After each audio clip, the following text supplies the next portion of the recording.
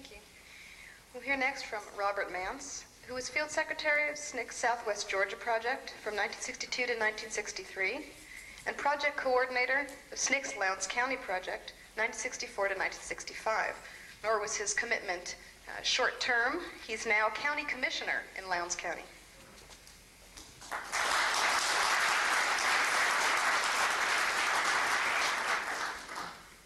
Good morning.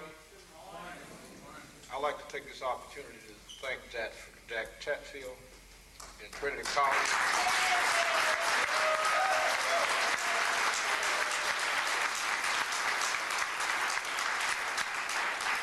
for taking whatever it took to bring those of us together who are here. Many persons that I have not seen in 25 or more years. I think as I look back over my movement experience and my involvement in SNCC, I would see or classify basically the periods of SNCC into four parts. The early part in 1960 to right around 1962 was what I would call the beloved or redemptive community. It was a period which nonviolence was not only a philosophy for some of those people in the early days, but also was an attempt to establish nonviolence as a way of life. The other period, and some of these overlap, was a period of desegregation where there was more direct action, especially as a test of the 1964 Civil Rights Act. There was another period right after that, would be what I would call the Black Power era that came right on the heels of the Voting Rights Act of 1965. Right before that, too, was also the period of what was called the Great Society Program or the anti-poverty program.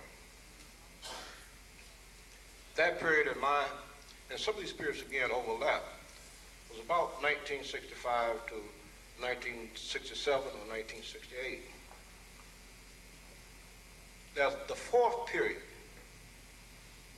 that I want to talk about at some point, not here today, but at some later point. I think it's imperative that people understand the period that I call after the storm. That period after the storm is defined by me as the period after the SNCC workers left the South, and those of us like John Jackson, C.J. Jones, Cleve Sellers, Wendy Paris, we have a different story to tell. I say that we got the chicken shit between our toes, and we have a different perspective and a different story to tell. What I try to do now is to talk about, give my personal account of my involvement in the movement. This is my testimony, Reverend Sherrod. Or what local people would say, how I got in the mess. I have the unique experience of having seen in SNCC these periods from the redemptive, beloved community, and where we were trained in nonviolence and made a serious effort to take nonviolence on as a way of life, to the more nationalistic, much more what you would call radical phases of SNCC. I sat there in 1960. I was in the 11th grade, minding my own business.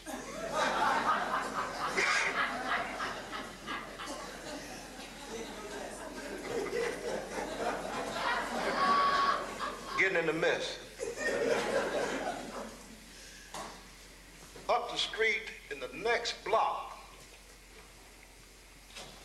was the office of the Committee on Appeal for Human Rights, the Atlanta student movement.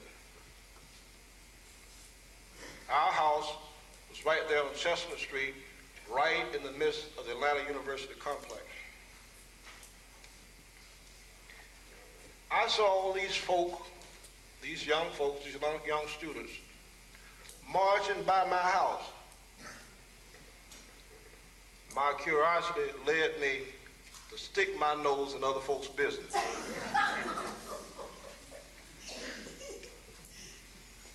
At Rush Memorial Church there on Chestnut Street in the next block, again, where all these students from Atlanta University Center were gathered, and I was wondering what was happening. So I went up there, sat around.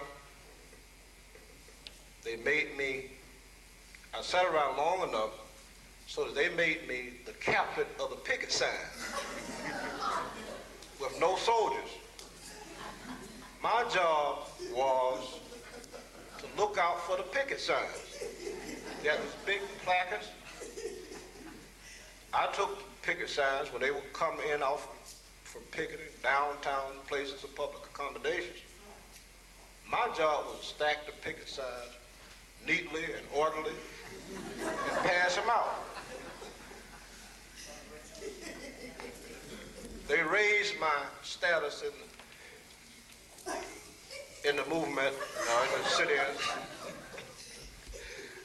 to the manager of custodial services.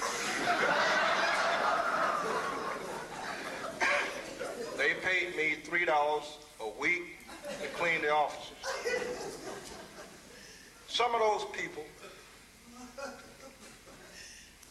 who were there at that time, and I think recruited me and got me involved at that age, were Lonnie King, who at that time was chairman of the Committee on Appeal for Human Rights, the Atlanta Student Movement. It was Ruby Doris Robinson, Smith at that time, her sister Mary Ann Smith, Herschel Sullivan, James Felder, Marion Wright, Frank Holloway, Julian Bond, to name a few. At that time, I was the youngest person in the Atlanta student movement.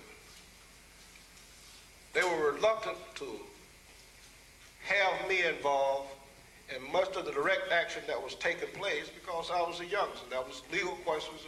If they were going to jail, I would be separated from them, but I would go to the juvenile probation thing. But I stayed around anyway and became involved in some of the sit-ins and demonstrations and some of the other direct action campaigns. I remember very clearly the first time I met Jim Foreman. I had the fortune of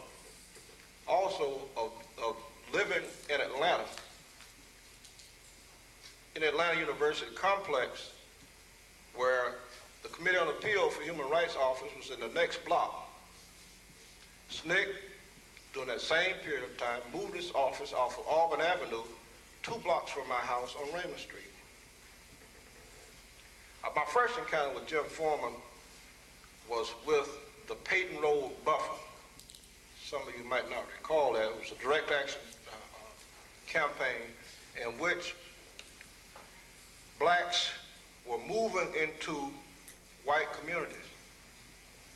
And there was a buffer, Jim called it the Berlin Wall, to keep black people from moving across from one section of that street to other sections.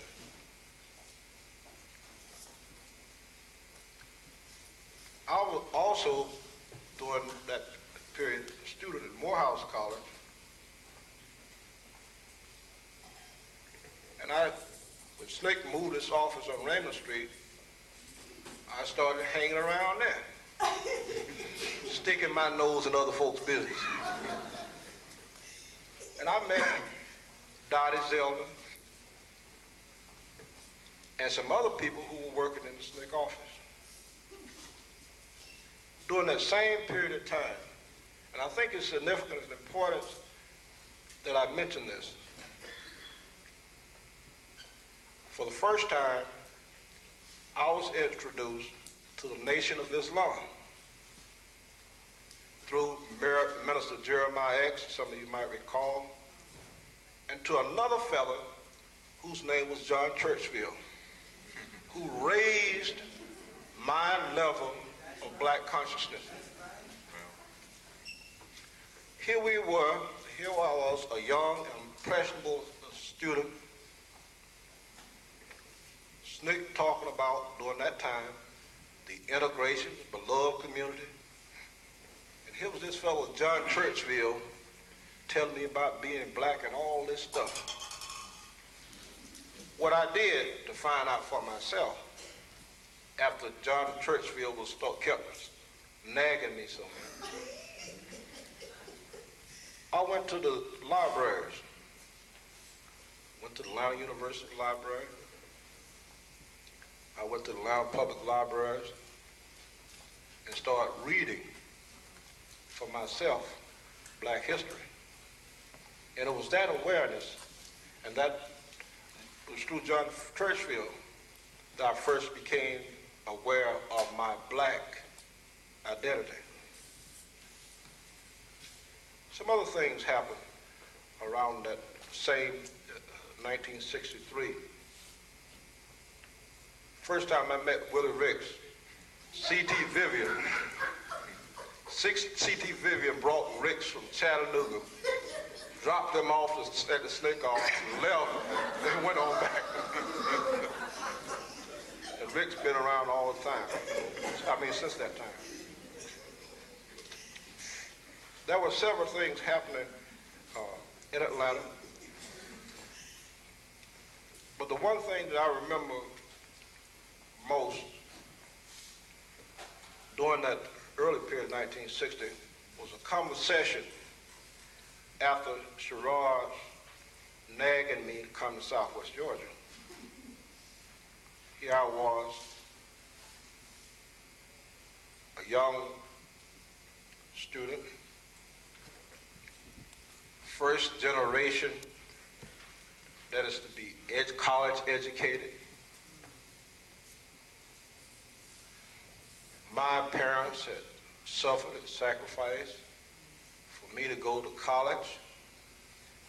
And here's old Sherrod talking to me about coming to Southwest Georgia, dropping out of school. One Sunday morning, I asked my dad to come on the front porch. He said, let's sit on the front porch so we can talk.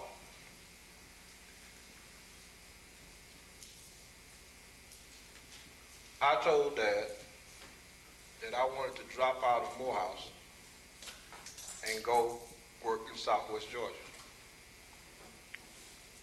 My dad's immediate response was, you must have been studying too hard. You need a vacation. You got to be crazy.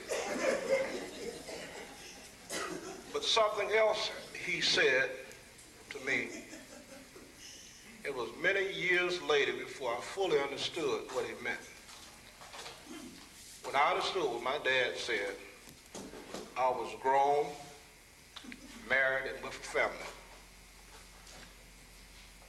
He said to me, if you must go, go, because it's in your blood.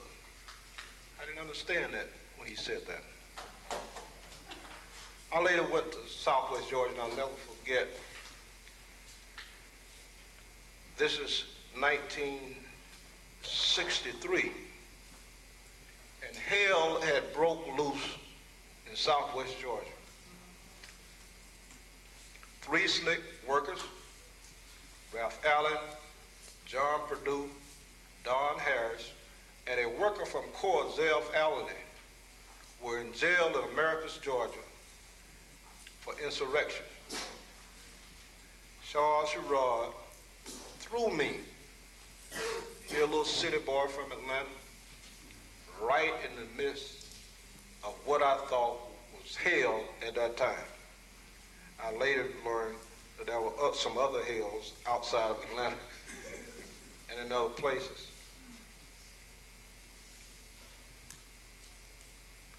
During that same period of time was the March on Washington.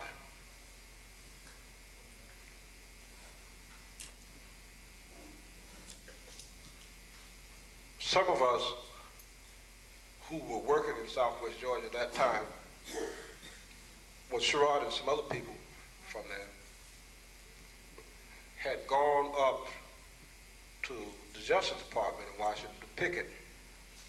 Sherrod left me and others with the responsibility of organizing people in Southwest Georgia, get them on the train from all, we had to get people from Albany to Thomasville, Georgia, to get folks on the train to go to the March on Washington. When we hit Washington, D.C., there must have been 28 coaches of people from Southwest Georgia and from Florida, Tallahassee, and Miami for that occasion. Some other things will happen during that same period, and that was the Civil Rights Act of 1964 was passed. And again, here we were with some more direct action because we wanted to test whether or not these places of public accommodation would allow us in. One of these same fellows who had been charged with insurrection, John Perdue, who was a Harvard student and from Denver, Colorado, came to me in Americus and said, "Bob, we need to test these places." I said, "John, let's see what happens everywhere else before we go in there." That was a little place called the Hasty House on Highway 19 and 41.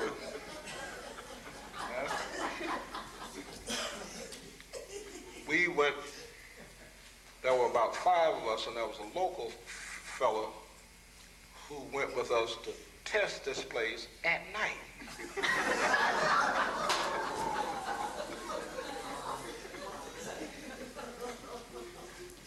We went into the place, and we were the only blacks in there. I sat down. See, I'm from the South. I grew up in the South, and there were some things that we, before the movement, yes, sir, we had to it was inbred with us, found us survival.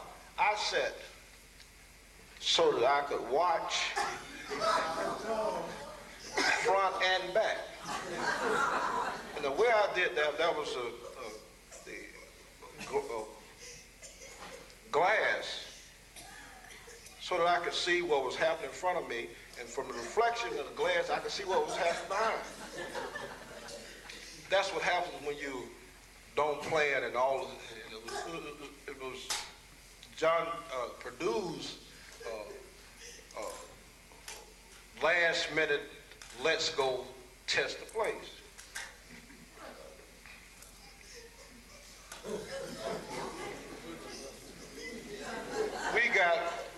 I was watching in the glass, and one of the local fellas, we call Kitty, got up and went to ask the waitress where was the restroom.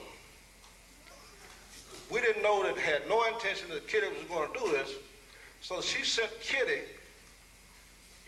around the building. We didn't know what happened to Kitty. It was the next morning, after we had walked out of the Hasty House and got the shit beat out of us there, that we found Kitty. I said, Kitty, what happened? He said, man, I had to use the bathroom. I went back and told that lady, asked that lady where was the bathroom. She sent me around to the back of the restaurant. And he said, I got the dog shit beat out of me down back there. I said, why didn't you come back and tell us? She said, man, they ran me all across the bridge and all down to the Swampsy Hill. I didn't get back into this morning.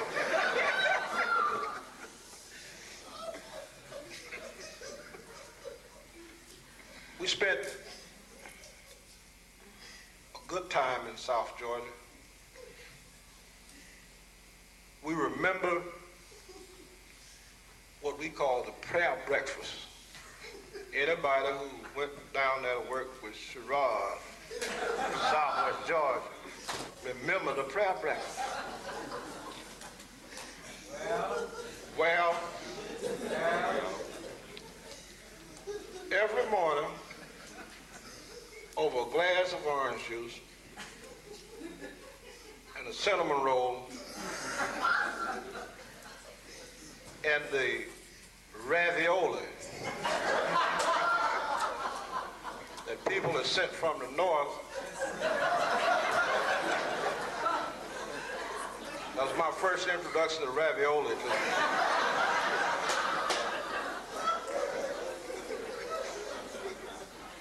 We would sing and pray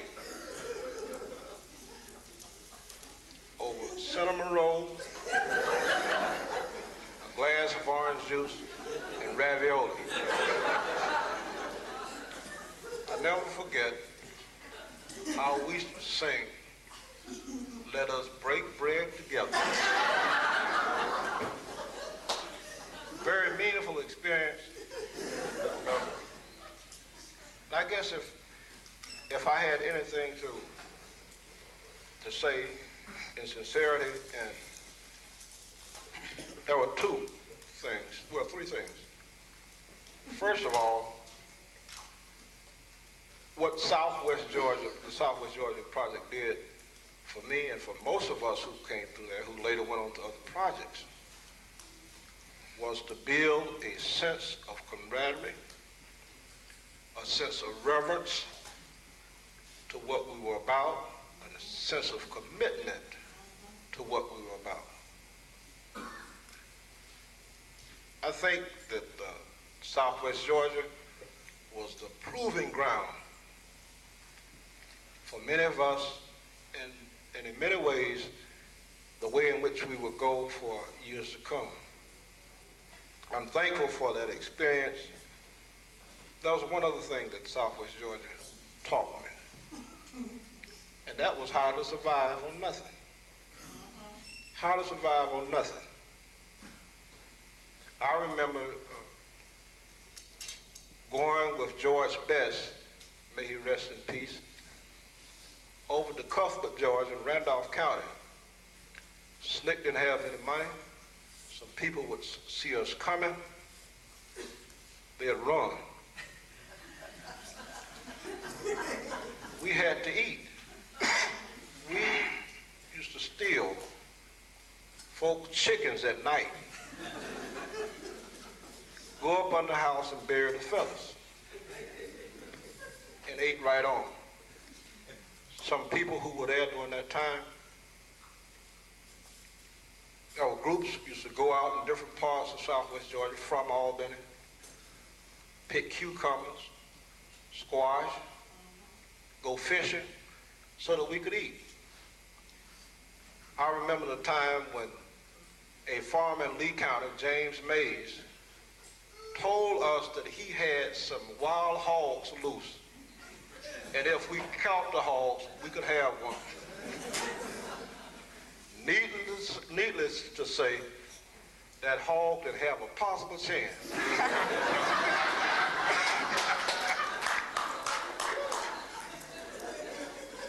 And we ate well, for a little while anyway.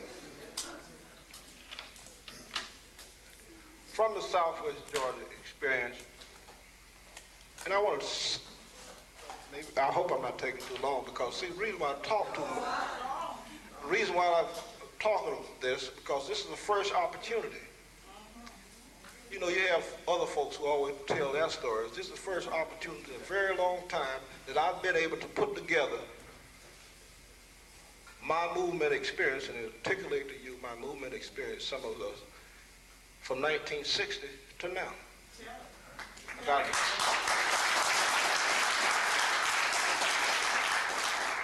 See, some of y'all didn't even know I was around. I'll watch a many of you come and go.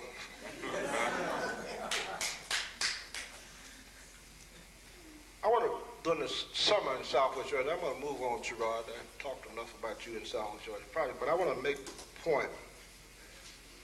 In 1964, there were many direct action campaigns, especially to test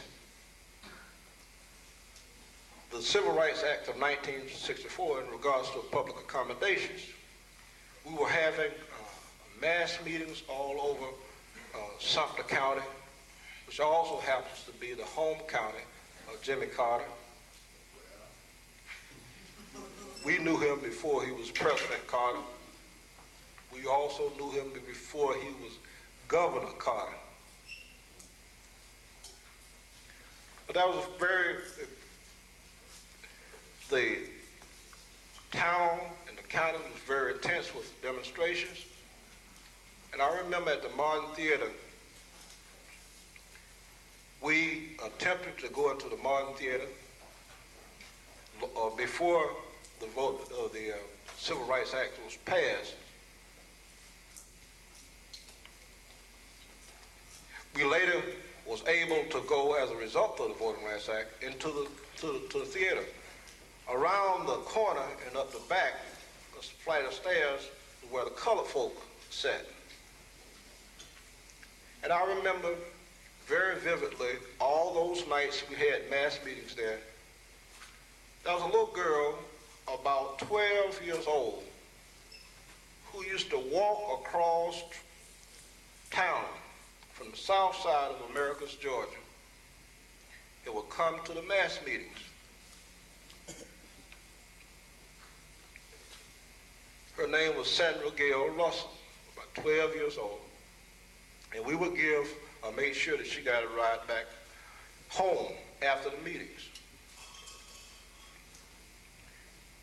I later decided to leave Southwest Georgia and to go back to school. And I was trying to do get some report on myself as to what activity, what was the significance of it, what did my participation there in Southwest Georgia, more especially Americus, what difference did it make? I couldn't think of anything until I took a taxi from the Freedom House going down the main street to the bus station to go back home this Sunday afternoon.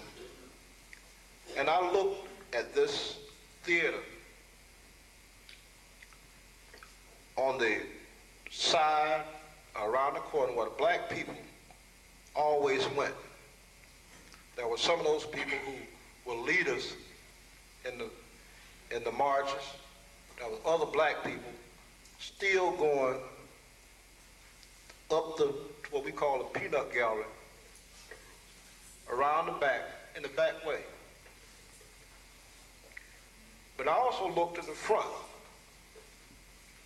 and there was a little girl, 12 years old, Sandra Gail Russell, with all these white people standing in line with another little black kid about 6 years old holding his hand. I said, my God, Bob, that's your report. That's your report card. I went back to Morehouse and I took a course in public speaking. And part of our grade was based up, our semester grades was based up on making a speech, giving a speech in a eulogy or a tribute speech. My colleagues in Morehouse and in our class made tributes to Martin Luther King, Dr.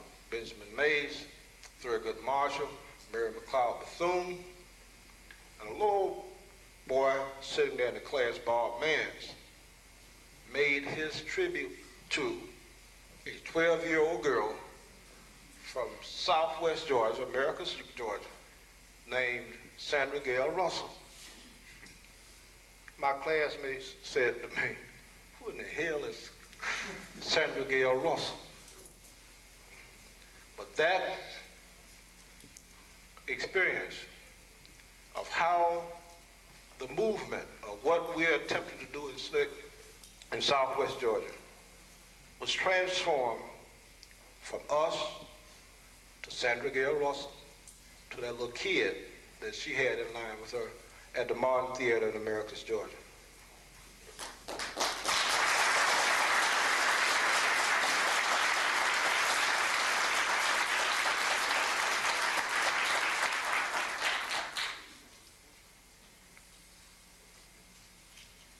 They want me to continue and shorten my, I'll shorten it. Let me tell you how, very briefly, how we got involved in Alabama. I left southwest Georgia and had gone back to school at Morehouse. James Bevel came to Frank Smith and myself, who were students, and said, we want y'all to go down to Alabama because there's an effort in the United States Congress to bring about the Voting Rights Act. Frank and I both refused Bevel, said we had been out there and made our lick in the struggle, and we wanted to go to school. We wanted to go to school. We wanted to get a college degree. Not long after that, and almost the next few days, Frank Smith went to Mississippi. Frank went to Mississippi, and I went to Alabama. I went to Alabama with John Lewis, again, one of those spur of the moment things, to participate in this march in 1965 from Selma to Montgomery. I never will forget how the leadership of that Selma to Montgomery march on the Sunday, the first march, was selected.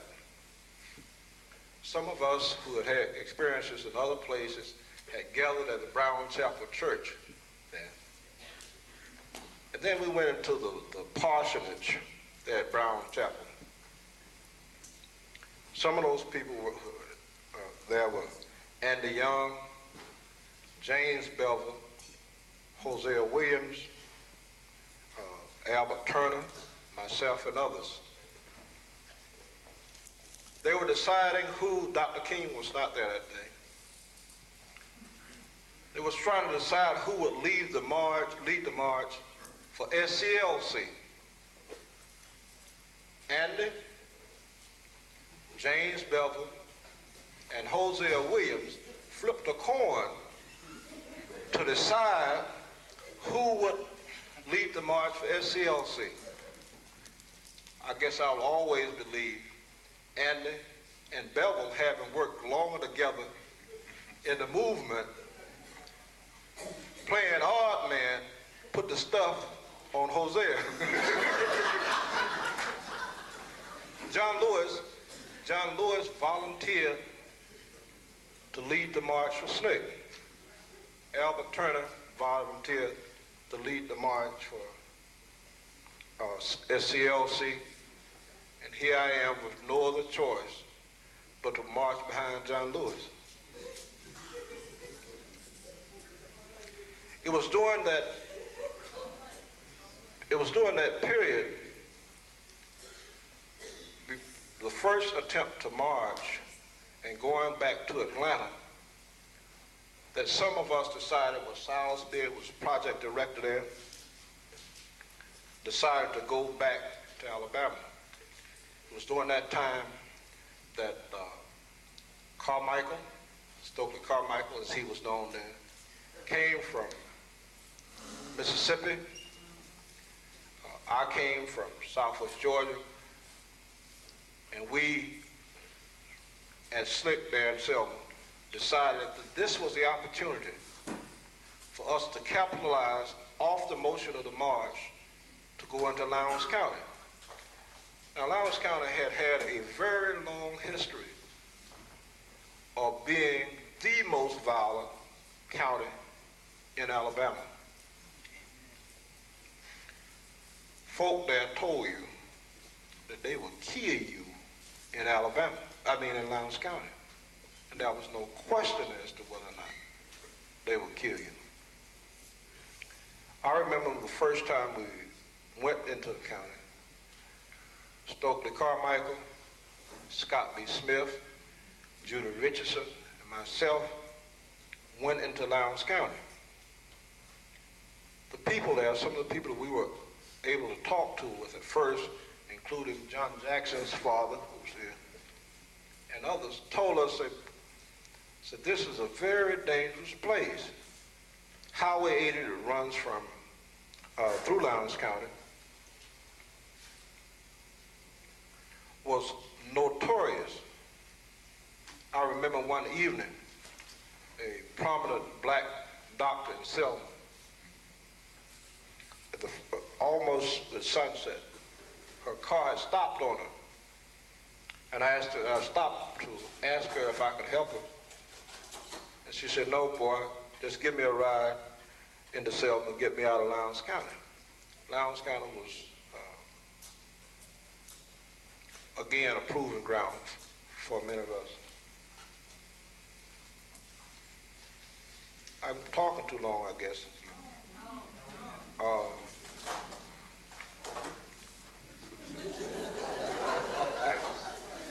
It was also during that same time when we went to the Lowndes County Training School.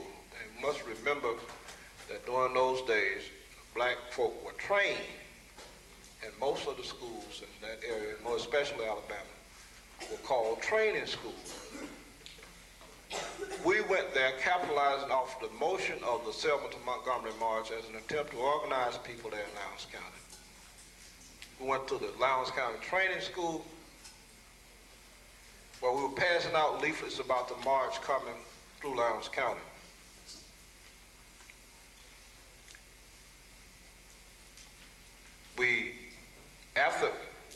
It just so happened that the school was letting out for the day, and we were passing out leaflets around the school and on the buses. And there was one young fellow there. Other people dodged him, didn't want to take the leaflets and stuff. There was one, and slick buttons. There was one young fellow who was there, kept begging for us to give him some leaflets and some slick buttons. And that was the first time I met Mayor Whitehall, now John Jackson. Carmichael, Judy, and myself were at the school. As we left the school, the sheriff, state trooper came to us, pulled us over, said, "Come on back to the school." They said, "Don't y'all know that y'all ain't got no business passing out leaflets and stuff on the school campus?"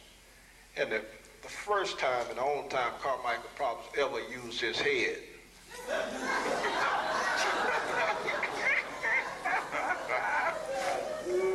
We were all there shaking, perhaps with the exception of Judy. Carmichael, we had, as Silas told you before, we had these two-way radios in our cars with the long whip antennas. Carmichael picked up the two-way radio as if he were talking to the base in Selma. The problem was that we were out of range, but nobody knew that.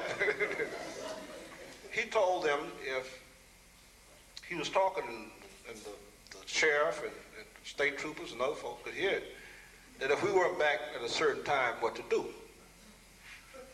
That perhaps saved our lives at that time, because what happened was they let us go. And it was from that point that we were able to begin to organize in Lowndes County. I would suspect, and I still suspect very strongly, had it not been for that incident at the school, it would have at least been 2 or 3 more months before we moved into Lowndes County to actually organize it. But what happened was, when the teachers and students were, getting out of school, the word had spread around the county that them civil rights folks was in here. The next morning, and we knew that, the next morning we rolled back out, people were waving, y'all all right, y'all all right? And once they had seen us at the school with this incident, we knew we had to be bad then. We were back out there the next morning. Kwame Toure is to speak. Today is later today, and I'll give him the opportunity to say what he wants to say about Lowndes County and some other things that relates to the formation of the Lowndes County Freedom Party, as it was called. The press called it the Black Panther Party.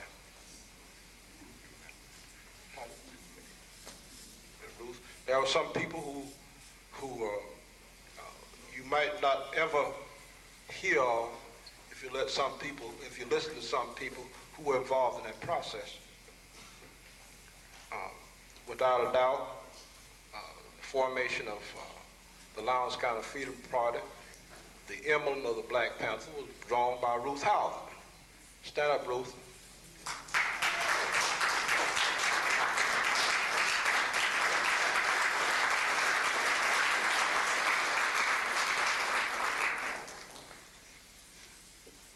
There were some other people who were involved in that. The Alabama law required that any political party have an emblem. They had the Alabama Democratic Party that had the white cock. We wanted the Black Panther. Cortland Cox, I don't see him, was also involved. There he is, involved in that process. It's always amazing, and I'm always marveled by how the public perception is of these great thinkers who sit around and carefully plan and strategize and say, most of the things that have happened in my experience happen sporadically, spontaneously, or freak of nature for some other reason. I'm going to be, they call it time on me because they're saying I'm talking too much, but we're going to have an opportunity one day when they won't pull the time on us to fully tell our story. I think if in conclusion, and this is my challenge to some of the young students, if you don't want to get in the mess, don't stick your nose in other folks' business.